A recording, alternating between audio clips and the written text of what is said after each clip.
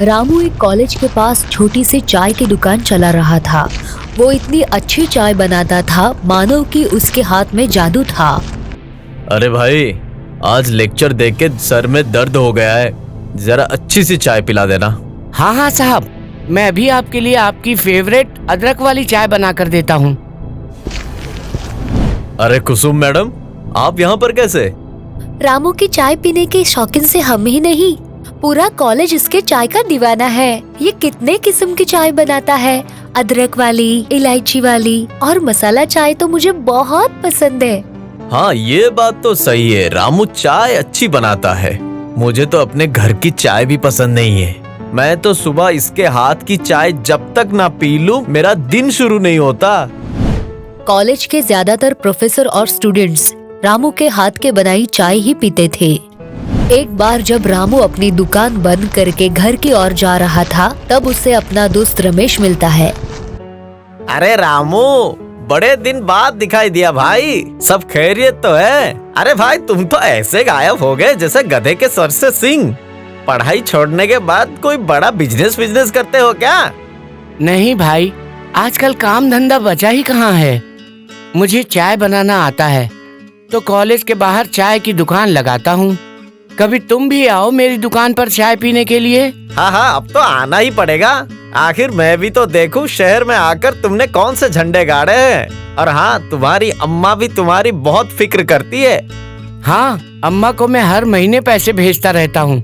वो ठीक तो है ना? हाँ, अम्मा ठीक है। रामू रमेश को अपने दुकान का पता देकर अगले दिन चाय पीने का निमंत्रण देता है। अगले दिन रमेश रामू की दुकान पर आता है। अरे रमेश, तू आ गया? अच्छा, तो ये बता कि तू कौन सी चाय पिएगा, अदरक वाली, इलायची वाली या मसाला वाली? अरे भाई, मैं तो मसाला वाली ही चाय पीऊंगा, मगर तू पहले अपने कस्टमर्स को पिला दे। कितनी भीड़ लगी हुई है। लगता है तू चाय काफी बढ़िया बनाता है। सो तो है। रमेश रामू के हाथ की स्वादिष्ट चाय पीकर खुश हो जाता है। रामू अंकल, आपके हाथों में तो जादू है। आपको पता नहीं, आज मेरा एग्जाम है और रात भर में सोया नहीं। मुझे इतनी थकान हो रही थी और दिमाग में इतनी टेंशन थी, पर जैसे ही आपने चाय पिलाई मैं एकदम फ्रेश महसूस करने लगा हूँ। शुक्रिया बेटे। रामू अंकल, आपकी चाय लोगों को एकदम तरोताजा कर देती है और उनकी सारी टेंशन और थकान भी दूर कर देती है। यह देखकर रमेश खुश हो जाता है।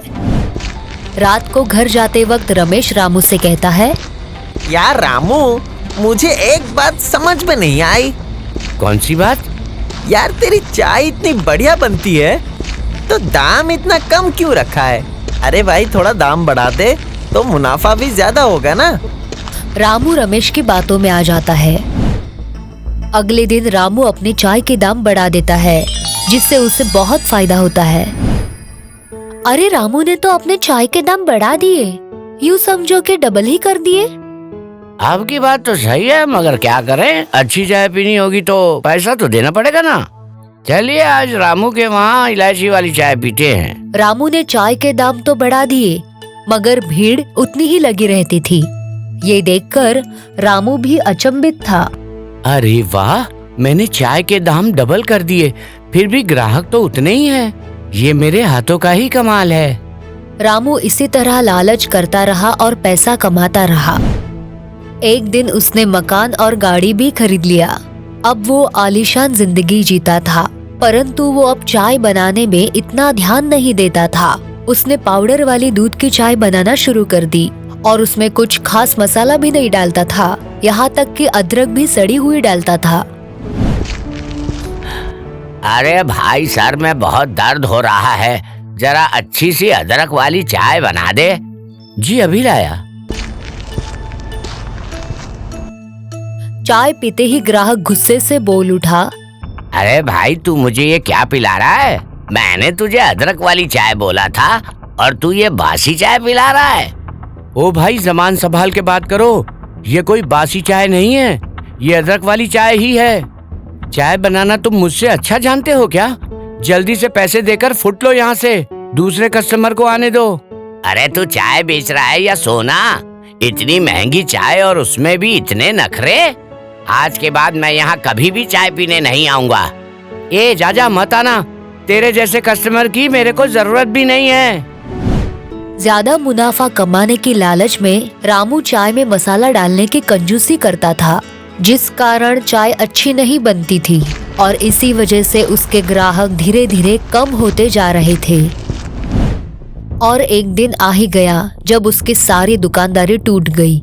एक दिन उसकी दुकान पर कोई भी ग्राहक नहीं आया। तब रामू को बहुत बुरा महसूस हुआ। तभी वहाँ से गुजर रहे प्रोफेसर साहब को देखकर रामू बोला, अरे प्रोफेसर साहब, आपको तो मेरी दुकान की चाय अच्छी लगती थी ना? आप तो कहते थे आपको आपके घर की चाय भी अच्छी नहीं लगती है, फिर अब आप मेरे यहाँ चाय पीने क्यों नहीं आते हो? अरे भाई, दरअसल बात यह है कि आजकल तुम्हारी चाय इतनी अच्छी नहीं बनती है कि उसे पीने का मन करे। और जब से तुम्हारे चाय का टेस्ट खराब हुआ है, बस उस दिन के बाद मेरी बीवी के हाथों की बनी चाय मुझे पसंद आने लगी है। मैं कुछ समझा नहीं साहब। अरे भाई, समझते नहीं हो या समझना नहीं चाहते हो? सीधी सी बात कहूँ तो हकीकत ये है कि तुम्हें अपने चाय बनाने के तरीके में घमंड आ गया है, जिस कारण तुम्हारा ग्राहकों के प्रति व्यवहार भी बदल गया था। एक समय था जब तुम ग्राहकों को भगवान मानते थे, उन्हीं भगवानों को तुमने ठोकर मारकर भगा दिया।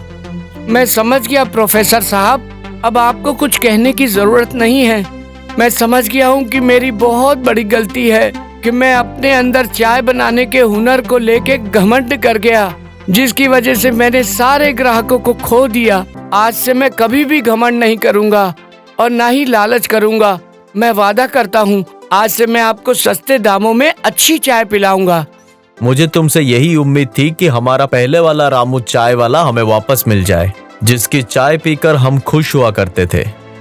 अब रामू पहले की तरह ईमानदारी से चाय बनाना शुरू कर देता है। पाउडर वाली दूध की जगह भैंस के शुद्ध दूध से बनी हुई चाय सबको प्रेम से पिलाता है, जिस कारण उसके सारे ग्राहक बहुत ही खुश हो जाते हैं और फिर से उसकी चाय की दुकान पर भीड़ लगने लगती है। हे भगवान, तेरा शुक्र है, मुझे मेरे ग्राहक दोबारा मिल गए। मैंने रमेश के बहकावे में आकर अपने पैरों पर खुद ही कुल्हाड़ी मार दी थी।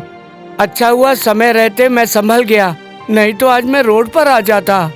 रामू ने अपने चाय के स्वादिष्ट फ्लेवर को और भी बढ़ा दिया। अब वो कई तरह की चाय बनाने लगा और जिनका दाम भी उसने कम रखा था। अब रामू सबका चहीता बन गया है। आपको हमारा ये वीडियो पसंद आया हो तो प्लीज हमारे चैनल को सब्सक्राइब कीजिए और हाँ, वीडियो को लाइक और शेयर करना मत भूलना। धन्यवाद।